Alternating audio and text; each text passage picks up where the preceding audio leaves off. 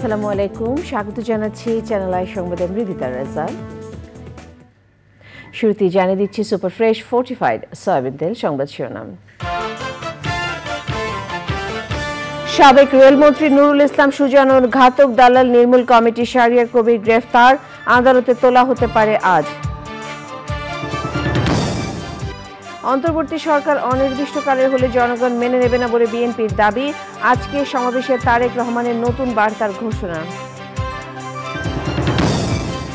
এবং সবুজে সাজায় বাংলাদেশ স্লোগানে দিনাজপুরে প্রকৃতি ও জীবন ক্লাবের বৃক্ষরোপণ, সঠিক পরিচর্যায় বিশিষ্টজনদের তাগিদ।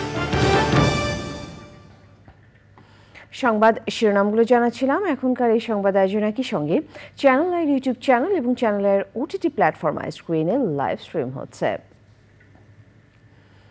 সাবেক রেলমন্ত্রী অ্যাডভোকেট নুরুল ইসলাম সুজন ও ঘাতক দালাল নির্মূল কমিটির উপদেষ্টা মণ্ডলীর সভাপতি লেখক শাহরিয়ার কবিরকে গ্রেফতার করেছে পুলিশ। রাজধানী শ্যামলী বাংলাদেশ স্পেশালাইজড হাসপাতাল থেকে নুরুল ইসলাম সুজনকে গ্রেফতার করে ঢাকা মহানগর পুলিশের একটি দল। রাজধানী যাত্রাবাড়ি থানায় দায়ের করা একটি মামলায় আসামি তিনি।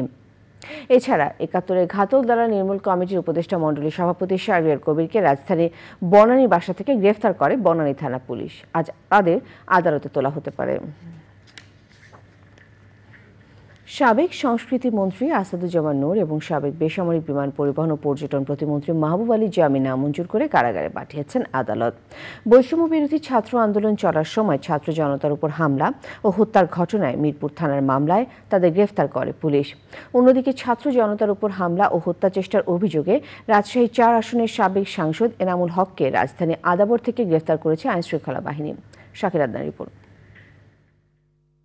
রাজধানীর বেইলি রোড থেকে রোববার রাতে সাবেক সংস্কৃতিমন্ত্রী আসাদুজ্জামান নূরকে এবং সেগুনবাগিচা এলাকা থেকে বেসামরিক বিমান পরিবহন ও পর্যটন প্রতিমন্ত্রী মাহবুব আলীকে গ্রেপ্তার করে আইনশৃঙ্খলা বাহিনী। বৈষম্য বিরোধী ছাত্র আন্দোলনের সময় ছাত্র জনতার উপর হামলা ও হত্যার অভিযোগে মিরপুর থানায় দায়ের করা একটি হত্যা মামলায় সোমবার বিকেলে তাদের ঢাকার চিফ মেট্রোপলিটন ম্যাজিস্ট্রেট কোর্টে হাজির করা হয়। শুনানি শেষে আদালত তাদের দুজনের জামিন আবেদন নামঞ্জুর করে কারাগারে পাঠানোর নির্দেশ দেন। এই আসামিরা স্বৈরাচারের দোষর, হত্যা এবং গণহত্যা এবং মানবতা বিরোধী কার্যক্রমের সঙ্গে তারা জড়িত। তারা যদি জামিনে মুক্তি পায় তাহলে দেশে আবার বিশৃঙ্খলা সৃষ্টি করবে। আসামি পক্ষের আইনজীবীরা বলছেন রাজনৈতিক মামলায় তাদের গ্রেপ্তার করা হয়েছে। মামলাগুলির সাথে তাদের কোনো সম্পৃক্ততা নেই, কোনো জড়িত নেই এবং সুনির্দিষ্ট কোনো অভিযোগ নেই। আমরা চাই ন্যায় বিচার হোক, কোনো অবিচার না হোক, কিন্তু কোনো একটা ভালো মানুষ তারা জানে আইনের অপব্যবহারের শিকার না হয়। ছাত্র জনতার উপর হামলার ঘটনায় যাত্রাবাড়ি থানার একটি হত্যা মামলায় শাহবাগ থানার সাবেক এসআই সাদাত হোসেনকে ৬ দিনের রিমান্ড মঞ্জুর করেছেন আদালত। Shakir Adnan, channel I, Dhaka. BNP মহাসচিব মির্জা ফখরুল ইসলাম আলমগীর বলেছেন, অন্তর্বর্তী সরকারের দায়িত্বে থেকে কেউ কেউ রাজনৈতিক দল গঠন করার কথা বলছে, তাহলে তারা কিভাবে নিরপেক্ষ হন। তিনি আরও বলেছেন, সংবিধান সংশোধন নাকি পুনর্লিখন হবে, নির্বাচিত সরকারই সে সিদ্ধান্ত নেবে।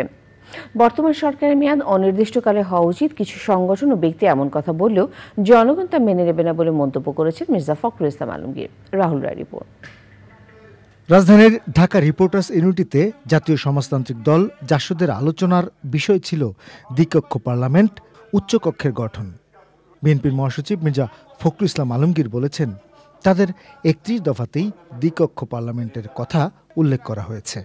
আলোচনায় বর্তমান সংস্কার প্রক্রিয়া, অন্তর্বর্তী সরকার সহ বিভিন্ন বিষয়েই কথা বলেন বিএনপি মহাসচিব।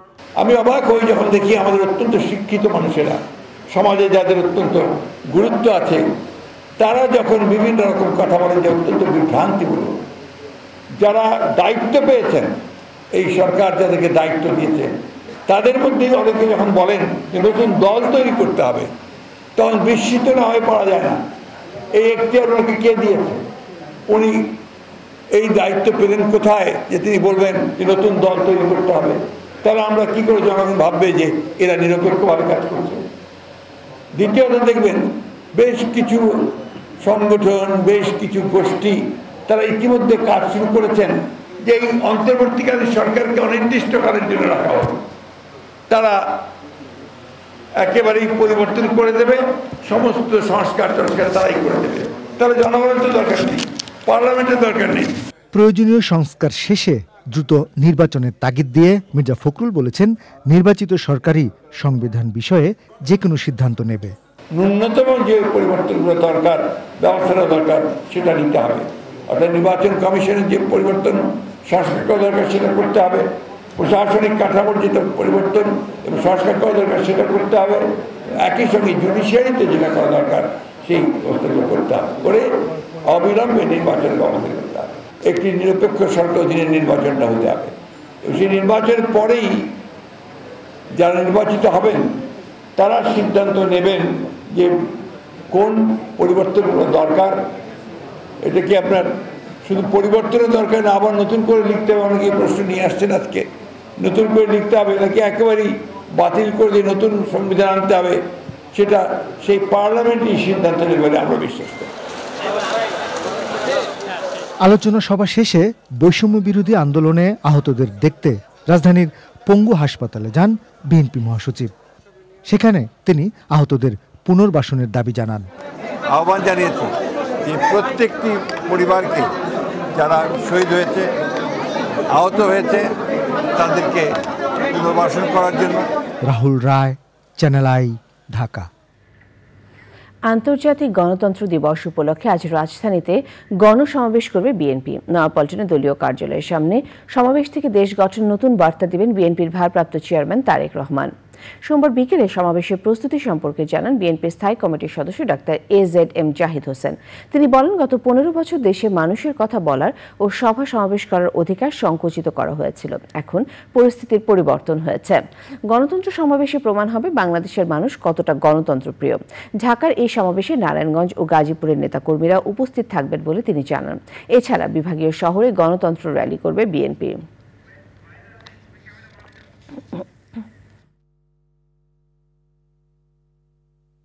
এমন একটি পরিবেশ ছিল, বাক ব্যক্তি স্বাধীনতা, চলাচলের স্বাধীনতা, মত প্রকাশের স্বাধীনতা, সর্বোপরি সমাবেশ করার স্বাধীনতাও আমাদের সংকুচিত ছিল এবং ছিলই না প্রায় অনেক ক্ষেত্রেই।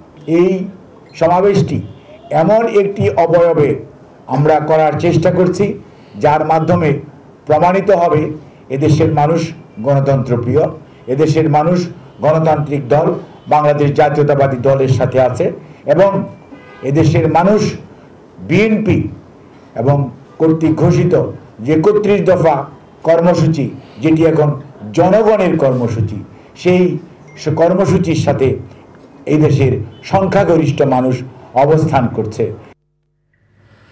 এদেশের মানুষের প্রয়োজনে সংবিধান সংশোধন করা উচিত বলে মত দিয়েছেন সাবেক বিচারপতি, আইনজীবী ও রাজনীতিবিদরা। তারা বলেছেন, সংবিধান এমনভাবে সংশোধন করতে হবে যাতে ক্ষমতা আর কারো কাছে কুক্ষিগত না হয়, নতুন করে স্বৈরাচার তৈরি না হয়। উচ্চ আদালতের 25 বিচারপতিকে দ্রুত পদত্যাগের আহ্বান জানানো হয়েছে। পরাগাজমের রিপোর্ট। বিচার বিভাগের সংস্কার এবং জনগণের আশা আকাঙ্ক্ষা বাস্তবায়নের সংবিধান নাগরিক ভাবনা শীর্ষক মত বিনিময় সভা SCBA সংবিধান সংরক্ষণ কমিটি এবং বাংলাদেশ আইনজীবী অধিকার পরিষদের যৌথ আয়োজনে জাতীয় প্রেস ক্লাবে আলোচনায় অংশ নেন রাজনীতিবিদ, আইনজীবী, বিচারপতি ও ছাত্র প্রতিনিধিরা। সংবিধানকে আরো গণমুখী, সহজ ও যৌক্তিক করার তাগিদ দেন তারা। আমেরিকা এত বড় দেশ, খুব ছোট্ট কনস্টিটিউশন, আমাদের কনস্টিটিউশন। তবে আমরা বিশ্বাস করি যে আমাদের দেশের মানুষ এখন যেভাবে ইউনাইটেড এগেনস্ট দি ফ্যাসিস্ট বা এগেনস্ট ফ্যাসিজম, আমরা পারবো। সংবিধানকে প্রথম কথা হচ্ছে এরকম করে তৈরি করতে হবে যাতে ওই যে আকবর আলী খানের কথা, প্রাইম মিনিস্টার একটা জারের কিংবা মুঘল এম্পায়ারের মধ্যে ক্ষমতা দেওয়া হয়েছে, এইটা কার্টেল করতে হবে, একটা ব্যালেন্স অফ পাওয়ার আনতে হবে। বর্তমান যে সংবিধান রয়েছে সেই সংবিধানের মাধ্যমে যদি স্বয়ং আমাদের ডক্টর ইউনূস স্যার যদি প্রধানমন্ত্রী হয়, তিনিও স্বৈরাচার হতে বাধ্য হবে। সুতরাং এই যে সংবিধান, বর্তমান সংবিধানকে অনতিবিলম্বে সংস্কার করতে হবে। বক্তারা বলেন, বিগত সরকারের সময়ে সবচেয়ে বেশি হস্তক্ষেপ হয়েছে বিচার বিভাগে। আইনমন্ত্রীর বান্ধবীর সুপারিশে জামিন লাভ, এইগুলি তো ছোটখাটো ব্যাপার। এছাড়াও আরো যে কত অরাজকতা, যেভাবে প্রমোশন এবং পদায়ন করা। গত 1.5 দশকে বিরোধী দলের নেতা কর্মীদের নিপীড়নের সবচেয়ে বড় হাতিয়ার হয়ে দাঁড়িয়েছিল এই বিচার বিভাগ। যে 25 জনের কথা যেটা বলা হয়েছে, আমি মনে করি পদত্যাগ করার জন্য 5 দিন দরকার কি? এটা তো 24 ঘন্টা, 48 ঘন্টা, 72 ঘন্টার মধ্যে। এবং বিচার বিভাগকে আইন মন্ত্রণালয়ের কোনোভাবেই কোনো প্রভাব যেন না থাকে সেটি এনশিওর করতে হবে। যাদের বিরুদ্ধে দুর্নীতি, দলবাজির অভিযোগ আছে, তাদেরকে এখনো পদত্যাগ কেন করানো হয়নি বা এখনো তারা পদত্যাগ করেন, এটা আশ্চর্যজনক বিষয়। অন্তর্বর্তী সরকারের কিছু ভুল ত্রুটি তুলে ধরে তা সংশোধনের তাগিদ দেন বক্তারা। পাশাপাশি ভালো কিছু পেতে সরকারকে সহায়তার আশ্বাস দেন অনেকে। পরাগ আজিম, চ্যানেল আই, ঢাকা। সবুজে সাজায় বাংলাদেশ স্লোগানে দিনাজপুরে বৃক্ষরোপণ ও শিক্ষার্থীদের মাঝে চারা বিতরণ করেছে প্রকৃতি ও জীবন ক্লাব। বন্যা সহ প্রাকৃতিক দুর্যোগ মোকাবেলায় কর্মসূচির উদ্বোধন করেন দিনাজপুরের জেলা প্রশাসক। সে সময় বৃক্ষরোপণের পাশাপাশি যথাযথ পরিচর্যায় সবাইকে সচেষ্ট হওয়ার আহ্বান জানানো হয়। শাহ আলম শাহের তথ্য, ভিডিওচিত্রে সাবিনা হাসান রিপোর্ট। বৈশ্বিক উষ্ণতা নিয়ন্ত্রণ এবং দেশের সবুজ বেষ্টনী তৈরিতে নিয়মিত কর্মসূচির অংশ হিসেবে দেশজুড়ে ব্যাপক সবুজায়ন চালিয়ে যাচ্ছে প্রকৃতি ও জীবন ক্লাব। এরই ধারাবাহিকতায় দিনাজপুরে বৃক্ষরোপণ ও চারা বিতরণ কর্মসূচি। সবুজে সাজাই বাংলাদেশ এই প্রতিপাদ্যে দিনাজপুরে প্রকৃতি ও জীবন ক্লাবের উদ্যোগে বৃক্ষরোপণ ও চারা বিতরণ কর্মসূচি পালন করা হচ্ছে। শিক্ষার্থীদের মধ্যে ফলদ, বনজ ও ঔষধি গাছের চারা বিতরণ ও রোপণ করা হয়। এই কর্মসূচিতে বকুল, সোনালু, জাম, নিম, লেবু, জাম্বুরা, পেয়ারা সহ বিভিন্ন গাছ রোপণ করা হয়। শিক্ষার্থীরা এই কর্মসূচিতে অংশগ্রহণ করে পরিবেশ রক্ষার গুরুত্ব এবং গাছের যত্ন নেওয়ার প্রয়োজনীয়তা সম্পর্কে জানতে পেরেছে। এই কর্মসূচির মাধ্যমে সবুজায়ন বৃদ্ধি পাবে এবং পরিবেশের ভারসাম্য রক্ষায় গুরুত্বপূর্ণ ভূমিকা পালন করবে। সুতরাং আসুন আমরা সবাই একসাথে এই বাংলাদেশটাকে সবুজে সাজিয়ে ফেলি। বৃক্ষরোপণের পাশাপাশি হাজারো শিক্ষার্থীর হাতে তুলে দেওয়া হয় ফলদ ও ঔষধি গাছের চারা। প্রাণ প্রকৃতি রক্ষা ও ভবিষ্যতের বাসযোগ্য পৃথিবী বিনির্মাণে নতুন প্রজন্মের কার্যকর অংশগ্রহণে গতিশীলতা আসবে সবুজায়নে। সব স্তরের লোকজন যদি আমরা একত্রিত হয়ে বৃক্ষরোপণ কার্যক্রমে সম্পৃক্ত হতে পারি, তাহলে ইনশাআল্লাহ আমাদের দেশের সুসংগঠিত হবে।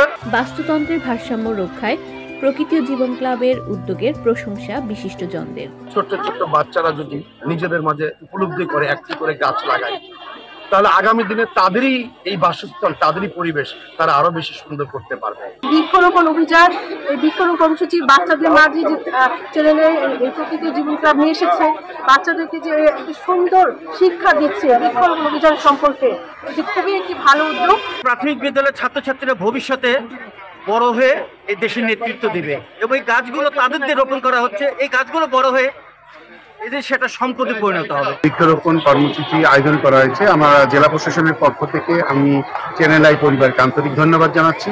তাদের এই মহৎ উদ্যোগ সারা বাংলায় ছড়িয়ে পড়বে এবং এই উদ্যোগ 64টা জেলায় তারা করবে, এটা আশা রাখছি। পরিবর্তনের জন্য শুধু বৃক্ষরোপণ আর পরিচর্যাই নয়, দরকার পরিবেশ বান্ধব প্রযুক্তির ব্যবহার ও সার্বিক সচেতনতা। Sabrina Hasan, channel I. সময় হলো বিরতি নেবার। বিরতির পর আরো সংবাদের সাথে জানিয়ে ফিরব। চেন্নাই পৌঁছে প্রথমবারের মতো চিদাম্বরম স্টেডিয়ামে বাংলাদেশ দলের অনুশীলন। 19 সেপ্টেম্বর ভারতের বিপক্ষে টাইগারদের প্রথম টেস্ট। আবারও আমন্ত্রণ। গাজা ইসরায়েলি বোমা হামলায় অন্তত 38 ফিলিস্তিনি নিহত হয়েছে। এর মধ্যে নুসাইরাত শরণার্থী শিবিরে প্রাণ হারিয়েছে 10 জন। ইসরায়েলি ক্ষেপণাস্ত্র হামলা চালানোয় ইয়েমেন ভিত্তিক সংগঠন হুতিকে অভিনন্দন জানিয়েছে হামাস। ইসরায়েল ও হামাসের মধ্যে যুদ্ধ বন্ধের লক্ষ্যে আজ আবারও মিশর যাবেন যুক্তরাষ্ট্রের পররাষ্ট্রমন্ত্রী অ্যান্টনি ব্লিংকেন। মিশরের পররাষ্ট্রমন্ত্রী বদর আবদুল্লাতির সঙ্গে বৈঠক করবেন তিনি। গাজা ইসরায়েলি আগ্রাসন শুরুর পর থেকে ব্লিংকেন দফায় দফায় মধ্যপ্রাচ্য সফর করলেও যুদ্ধ বন্ধে ইতিবাচক অগ্রগতি হয়নি। কৃষি সংবাদ।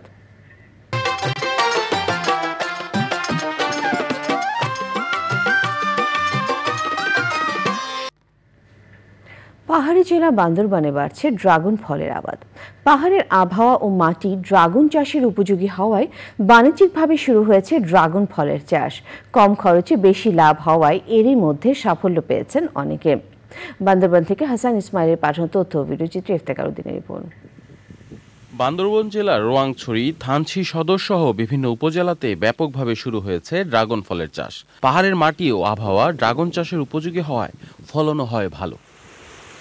বছরে একটি বাগান থেকে 3 থেকে 4 বার ফল আহরণ করা যায়। পাহাড়ে উৎপাদিত ড্রাগন ফল খেতে সুস্বাদু ও দেখতে আকর্ষণীয় হওয়ায় বাজারে রয়েছে প্রচুর চাহিদা। প্রতি কেজি ড্রাগন ফল বাজারে বিক্রি হয় 150 থেকে 300 টাকায়। ওটা অত্যন্ত সুস্বাদু। সমতলের চেয়ে পাহাড়ের ড্রাগন ফলনেই প্রচুর পরিমাণ সাইজেতেও বড় হয়, প্লাস আপনার যে কোনো বিষয়ে আপনার সৌন্দর্যের মধ্যে, ফিনিশিংয়ের মধ্যে সব কিছুতে ভালো হয়। আমাদের ড্রাগনের মানে সুস্বাদু, সাইজ বড়। আমাদের 3 জাতের ড্রাগন আছে এখানে বর্তমানে, লাল, সাদা এবং হলুদ। এবার 2 একরের মতো জায়গা ড্রাগন চাষ করছে। গত বছরের থেকে এবছর ড্রাগন ফলন ভালো হয়েছে। ড্রাগন ফলের উৎপাদন বাড়াতে কৃষকদের প্রশিক্ষণ প্রদান সহ নানা সহায়তার কথা জানায় কৃষি বিভাগ। প্রতি বছর ড্রাগন ফলের আবাদ বৃদ্ধি পাচ্ছে এবং আবাদ বৃদ্ধি পেলে উৎপাদন বৃদ্ধি পায়। কৃষকদেরকে প্রশিক্ষণ দেই, কাটিং কোথায় ভালো কাটিং পাওয়া যায় সেটা তাদেরকে আমরা জানিয়ে দিই। কোন সময় এটা হারভেস্ট করলে সবচেয়ে বেশি মিষ্টি হবে সেই বিষয়গুলো তারা হাতে কলমে পরামর্শ দেন। চলতি বছরে বান্দরবান জেলায় 74 হেক্টর জমিতে ড্রাগন ফলের আবাদ করা হয়েছে। উৎপাদনের লক্ষ্যমাত্রা ধরা হয়েছে 604 মেট্রিক টন। প্রতি হেক্টর জমিতে 8 থেকে 10 মেট্রিক টন ড্রাগন ফলের উৎপাদন হয়। Iftekhar Uddin, channel I.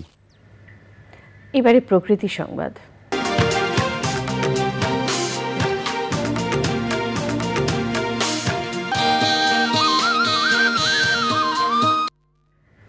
এবার যমুনা নদীর করাল গ্রাসে সিরাজগঞ্জের কাজীপুর।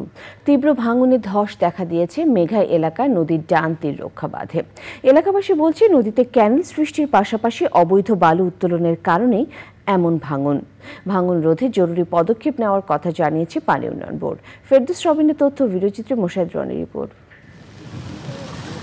যমুনা নদীতে পানি কমার সাথে সাথে সিরাজগঞ্জে দেখা দিয়েছে তীব্র নদী ভাঙন।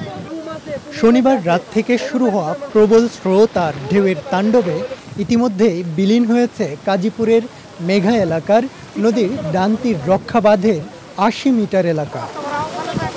পানি উন্নয়ন বোর্ডের উদ্যোগ ও সেনাবাহিনীর সহায়তায় বালু ভর্তি জিও ব্যাগ ফেলে অস্থায়ীভাবে ভাঙন রোধ করা হলেও অবৈধ বালু উত্তোলনে ভাঙন ঝুঁকিতে বাঁধের পশ্চিম পাড়ের কয়েকশত পরিবার, স্কুল, মাদ্রাসা, থানা ও খাদ্য গোদাম সহ বিভিন্ন স্থাপনা। শুধু আজকে না, কালকে না, এটা প্রত্যেক বছরে আমাদের এরকম সমস্যা হয়। যখনই পানি একটু বেশি হয় তখন বাঁধ নিয়ে আমরা অনেক আতঙ্কে থাকি। পানি উন্নয়ন বোর্ড, সেনাবাহিনীরা এসে কাজবাজ মোটামুটি করতেছে। আরও না করলে পারে এই নতুন মেঘায়, পুরান মেঘায়, পলাশপুর, বড়ইতলি এগুলা গ্রামগুলা ভেঙে যাবে। সংকট নিরসনে স্থায়ী বেড়িবাঁধ নির্মাণের দাবি স্থানীয়দের।